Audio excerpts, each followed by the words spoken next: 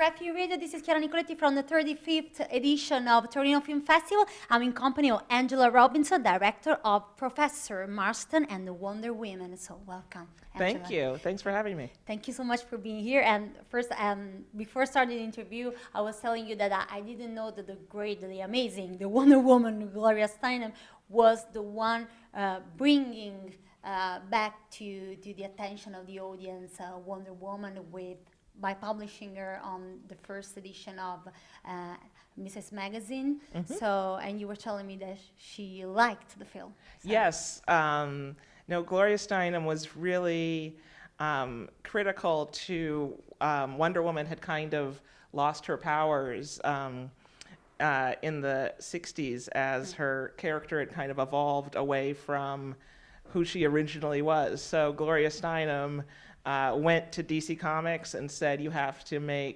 give Wonder Woman back her superpowers. She didn't have her bracelets or her outfit or her invisible plane or all of the cool things she had when she was first invented. So Gloria Steinem brought all those things back to Wonder Woman, and we showed her the film also.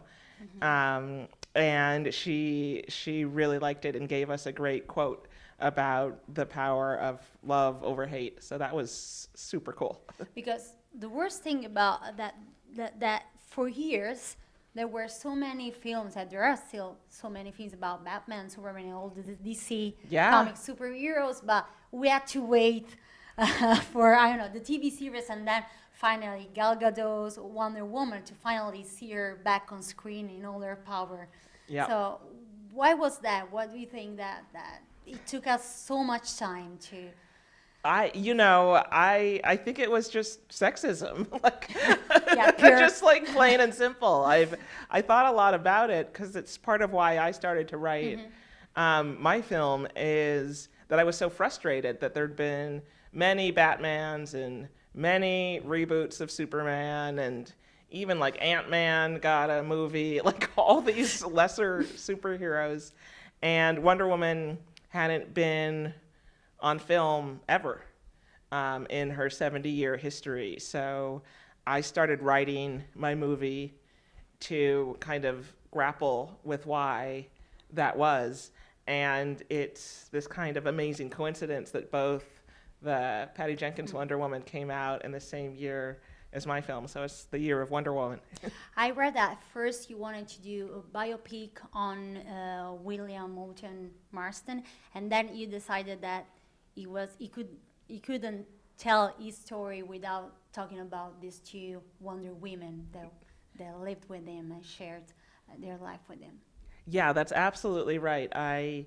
Originally I just set out to write a biopic about William Moulton Marston, who created Wonder Woman, but then I realized how important and what a huge part of the story Elizabeth Marston, his wife, and Olive Byrne, their mutual lover who they lived together with for many decades, and they had children in their kind of unconventional family, and I felt there was this unconventional love story at the heart of who Wonder Woman was. So I decided to really kind of delve into the story from all three of their perspectives.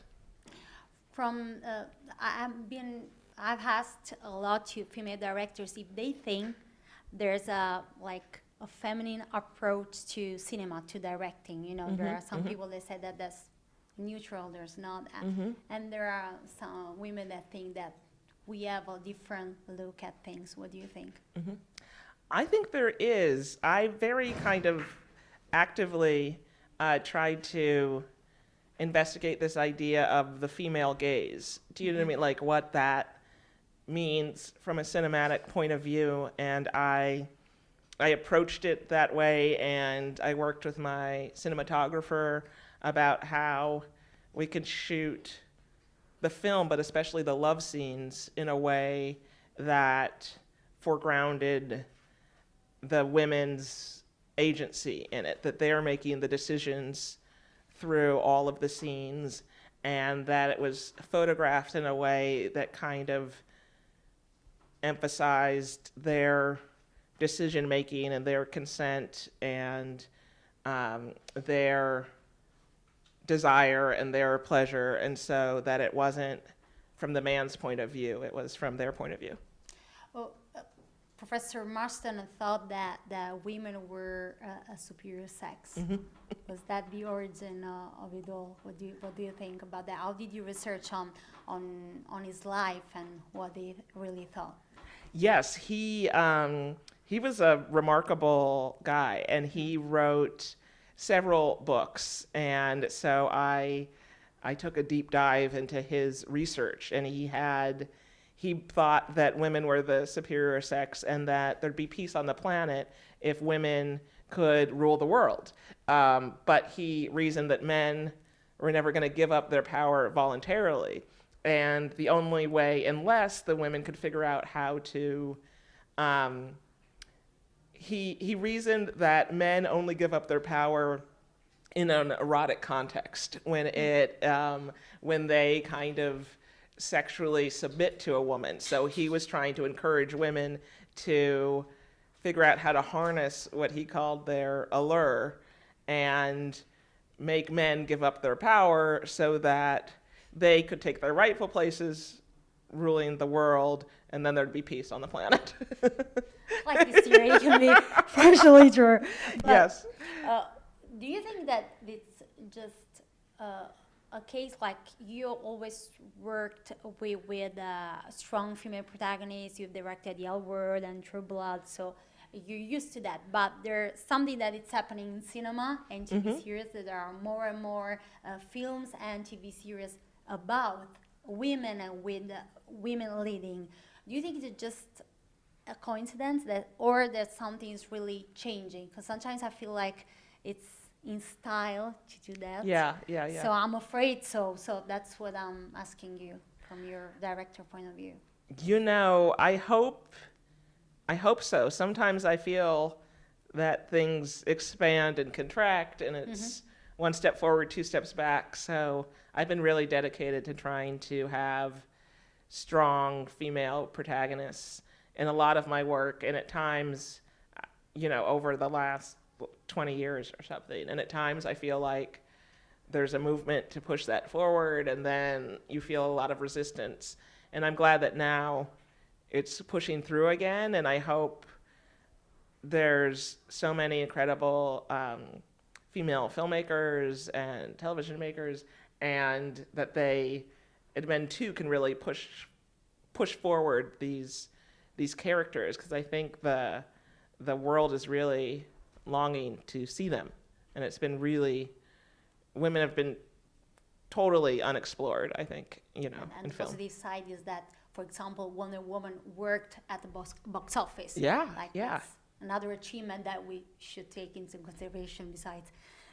Exactly. I mean, I think that she's been this huge success, and more so, I mean, in a lot of metrics than some of the more other superhero movies. Like, she's just been this smash sensation. So I think it really proves that people really want to see these stories. Thinking about Gloria Steinem, but also all the women directors, let's say, and I always ask directors in general what they think is the role of filmmakers today. And I would like to ask you, with taking into consideration and thinking about what's changing in the women's situation today. Mm-hmm. What do you think? I think the role of filmmakers is to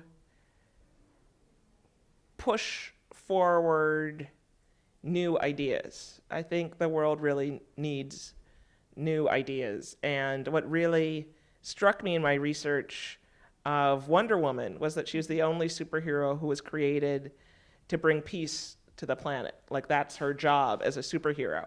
And other superheroes were about vengeance or about policing the world, but Wonder Woman is there to stop war and to bring peace.